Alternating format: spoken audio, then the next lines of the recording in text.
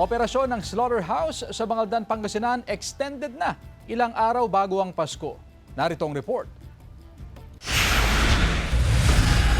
Ilang araw bago ang Pasko, extended na ang operasyon ng slaughterhouse sa Bangaldan, Pangasinan.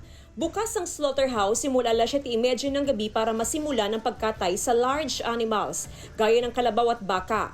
Sa ngayon, umaabot na hanggang 4:00 ng madaling araw ang pagkakatay sa slaughterhouse. Bahagyan na rin tumaas ang bilang ng mga hayop na kinakatay roon sa kada araw.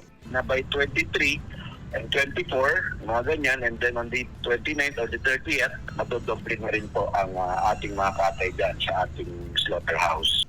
Nananatiling matatag o walang paggalaw sa presyo ng karne ng baboy sa Bangaldan Public Market. Nasa 340 hanggang 360 pesos ang kada kilo nito. Bahagyang bumaba ang presyo ng karne ng manok. Nasa 10 pesos kada kilong ibinaba sa presyo nito na nasa 190 hanggang 220 pesos kada kilo. Marami ngayon ng baboy. Kaya hindi tumas ang baboy. Stable.